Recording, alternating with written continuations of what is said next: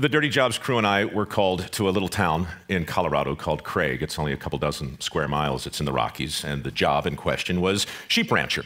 My role on the show, for those of you who haven't seen it, it's pretty simple. I'm an apprentice, and I work with the people who actually do the jobs in question, and my responsibilities are to simply try and keep up and give an honest account of what it's like to be these people for one day in their life. Job in question, herding sheep. Great. We go to Craig, and we check into a hotel, and I realize the next day that castration is going to be an absolute part of this work. So normally I never do any research at all, but this is a touchy subject, and I work for the Discovery Channel, and we want to portray accurately whatever it is we do, and we certainly want to do it with a lot of respect for the animals. So I call the Humane Society, and I say, look, I'm going to be castrating some lambs. Can you tell me the deal? And they're like, yeah, it's pretty straightforward. They use a band, basically a rubber band like this, a little smaller. This one was actually around the playing cards I got yesterday, but it had a certain familiarity to it. And I said, well, what exactly is the process? And they said the band is applied to the tail tightly, and then another band is applied to the scrotum tightly. Blood flow is slowly retarded. A week later, the parts in question fall off. Great, got it. Okay, I call the SPCA to confirm this. They confirm it. I also call PETA, just for fun, and they don't like it, but they confirm it. Okay, that's basically how you do it. So the next day, I go out, and I'm given a horse, and we go get the lambs, and we take them to a pen that we built, and we go about the business of animal husbandry. Melanie is the wife of Albert. Albert's the shepherd in question. Melanie picks up the lamb, one hand on both legs on the right, likewise on the left. Lamb goes on the post, she opens it up. All right, great. Albert goes in, I follow Albert, the crew's around. I always watch the process done the first time before I try it. Being an apprentice, you do that. Albert reaches in his pocket to pull out, this black rubber band, but what comes out instead is a knife. And I'm like, that's not rubber at all, and he kind of flicked it open in a way that caught the sun that was just coming over the Rockies. It was very, it was impressive. In the space of about 2 seconds, Albert had the knife between the cartilage of the tail, right next to the butt of the lamb, and very quickly the tail was gone and in the bucket that I was holding. A second later, with a big thumb and a well-calloused forefinger, he had the scrotum firmly in his grasp, and he pulled it toward him like so, and he took the knife, and he put it on the tip. Now, you think you know what's coming, Michael. You don't. Okay. He snips it, throws the tip over his shoulder, and then grabs the scrotum and pushes it upward. And then his head dips down, obscuring my view. But what I hear is a slurping sound and a noise that sounds like Velcro being yanked off a sticky wall, and I'm not even kidding. Can we roll the video? No, I'm kidding. We don't. I thought it best to talk in pictures. So I do something now I've never, ever done on a Dirty Job shoot, ever. I say, time out, stop. You guys know the show, we use take one. We don't do take two. There is no writing, there's no scripting, there's no nonsense. We don't fool around, we don't rehearse. We shoot what we get. I said, stop. This is nuts. I mean, what this is crazy. We can't do this, and Albert's like, what? And I'm like, I don't know what just happened, but there are testicles in this bucket, and that's not how we do it. He said, well, that's how we do it. And I said, why would you do it this way? And before I even let him explain, I said, I want to do it the right way with the rubber bands. And he says, like the Humane Society? And I said, yes, like the Humane Society. Let's do something that doesn't make the lambs squeal and bleed. We're on in 5 continents, dude. We're on twice a day on the Discovery. We can't do this. He says, okay. He goes to his box and he pulls out a bag of these little rubber bands. Melanie picks up another lamb, puts it on the post. Band goes on the tail, band goes on the scrotum. Lamb goes on the ground. Lamb takes 2 steps, falls down. Gets up, shakes a little. Takes another couple steps, falls down. I'm like, this is not a good sign for this lamb at all. Gets up, walks to the corner. It's quivering, and it lies down, and it's in obvious distress. And I'm looking at the lamb, and I say, Albert, how long? Just, when's he get up? He's like, a day? I said, a day? How long does it take him to fall off? A week. Meanwhile, the lamb that he had just did his little procedure on, he's just prancing around, bleeding stopped. He's, nibbling on some grass, frolicking. And I was just so blown away at how completely wrong I was in that second. And I was reminded how utterly wrong I am so much of the time. And I was especially reminded of what a ridiculously short straw I had that day, because now I had to do what Albert had just done, and there are like 100 of these lambs in the pen. And suddenly this whole thing's starting to feel like a German porno, and I'm like... Melanie picks up the lamb, puts it on the post, opens it up. Albert hands me the knife. I go in, tail comes off. I go in, I grab the scrotum, tip comes off. Albert instructs, push it way up there. I do. Push it further. I do. The testicles emerge. They look like thumbs coming right at you, right? And he says, bite them. Just bite them off. And I heard him. I heard all the words. Like, how did I get here? How did I get here? It's just one of those moments where the brain goes, off on its own, and suddenly I'm standing there in the Rockies, and all I can think of is the Aristotelian definition of a tragedy. Aristotle says a tragedy is that moment when the hero comes face to face with his true identity. And I'm like, this is a jacked up metaphor. I don't like what I'm thinking right now, and I can't get this thought out of my head, and I can't get that vision out of my sight. So I did what I had to do. I went in, and I took him like this, and I yanked my head back, and I'm standing there with 2 testicles on my chin.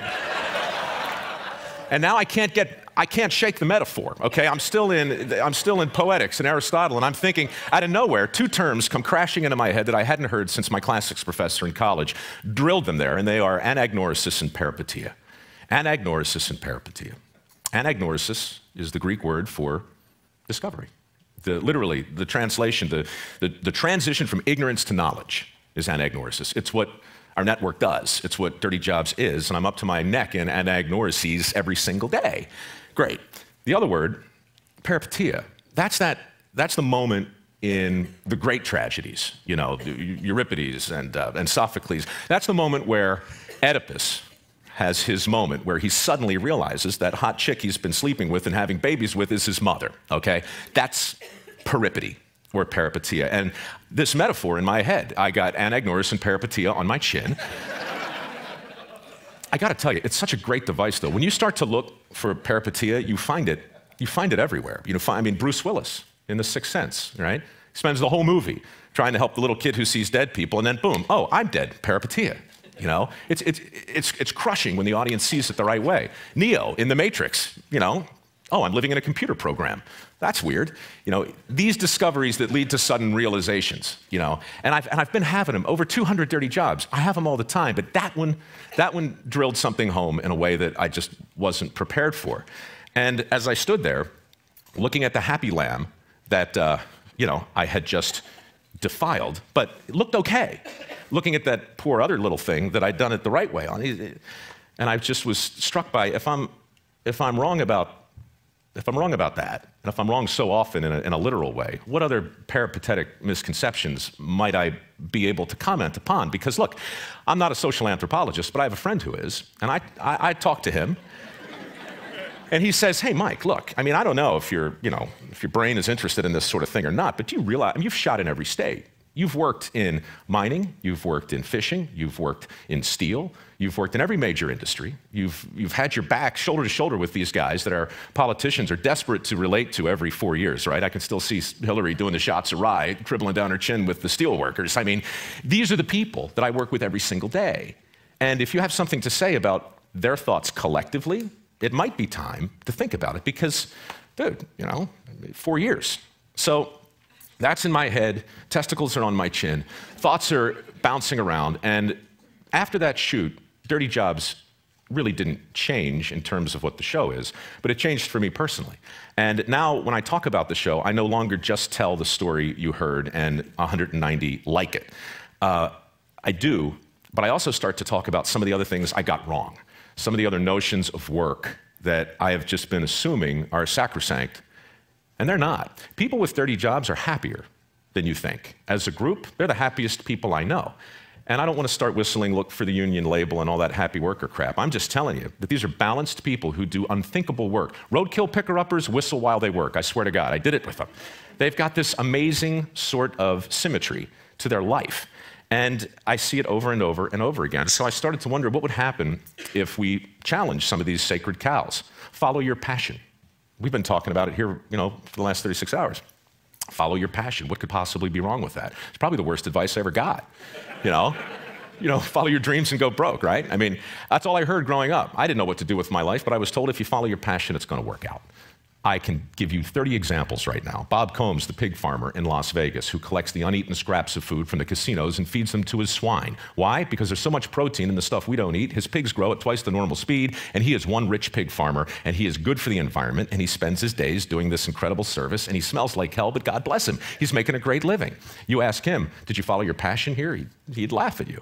You know, the guy's he just got offered like $60 million for his farm and turned it down outside of Vegas. He didn't follow his passion. He stepped back and he watched where everybody was going, and he went the other way, you know? And I hear that story over and over. Matt Freund, a dairy farmer in New Canaan, Connecticut, who woke up one day and realized the crap from his cows was worth more than their milk if he could use it to make these biodegradable flower pots. Now he's selling them to Walmart, right? He didn't follow his passion. The guy's, come on. You know, so I started to look at passion. I started to look at efficiency versus effectiveness, as Tim talked about earlier. That's a huge distinction. I started to look at teamwork and determination, and basically all those platitudes they call successories that hang with that schmaltzy art in boardrooms around the world right now. That stuff, it's suddenly all been turned on its head. Safety. Safety first is, I mean, going back to, you know, OSHA and PETA and the Humane Society, I mean, what if OSHA got it wrong? I mean, this is heresy, what I'm about to say, but what if it's really safety third, right? No, I mean, really, what I mean to say is, I value my safety on these crazy jobs as much as the people that I'm working with, but the ones who really get it done, they're not out there talking about safety first. They know that other things come first. The business of doing the work comes first, the business of getting it done.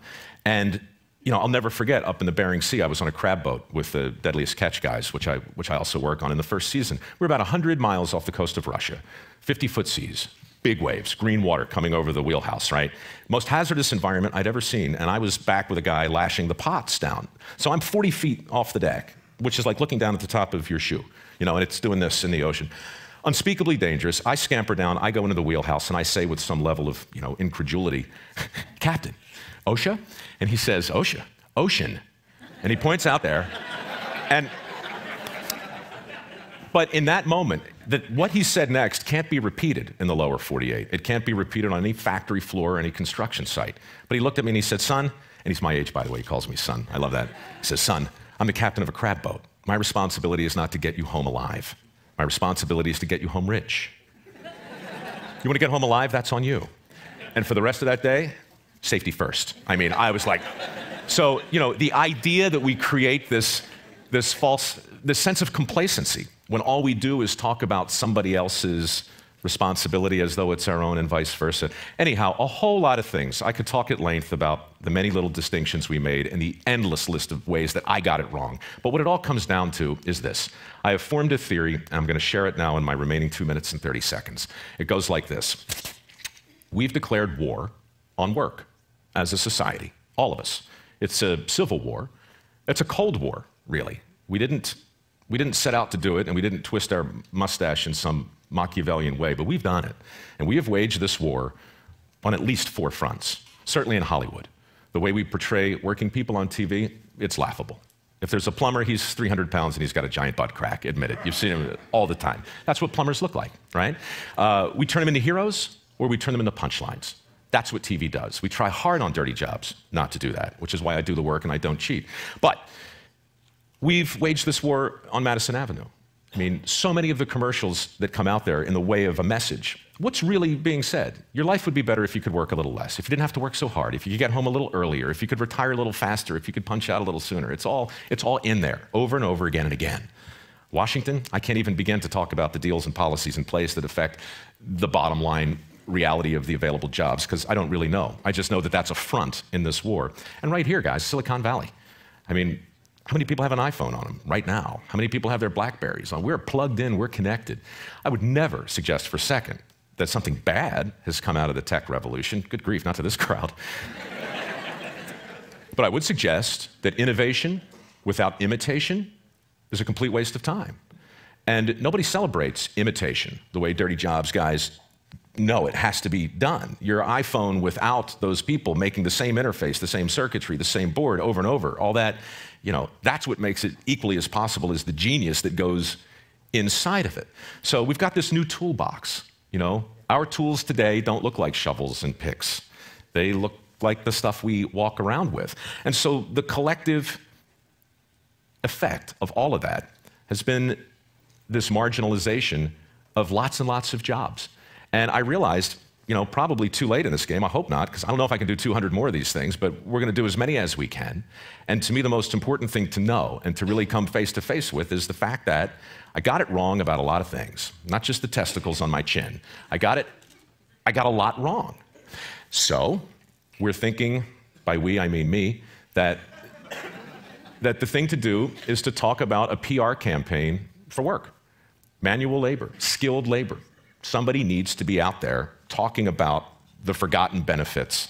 I'm talking about grandfather stuff, the stuff a lot of us probably grew up with, but we've kind of lost a little. Barack wants to create 2.5 million jobs. The infrastructure is a huge deal. This war on work that I suppose exists has casualties like any other war. The infrastructure is the first one. Declining trade school enrollments are the second one. Every single year, fewer electricians, fewer carpenters, fewer plumbers, fewer welders, fewer pipe fitters, fewer steam fitters. The infrastructure jobs that everybody is talking about creating are those guys, the ones that have been in decline over and over. Meanwhile, we got $2 trillion at a minimum, according to the American Society of Civil Engineers, that we need to expend to even make a dent in the infrastructure, which is currently rated at a D-. So if I were running for anything, and I'm not, I would simply say that the jobs we hope to make and the jobs we hope to create aren't going to stick unless they're jobs that people want.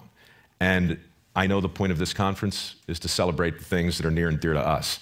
But I also know that clean and dirty aren't opposites. They're two sides of the same coin, just like innovation and imitation, like risk and responsibility, like peripeteia and anagnorisis, like that poor little lamb who I hope isn't quivering anymore, and like my time that's gone. It's been great talking to you, and get back to work, would you?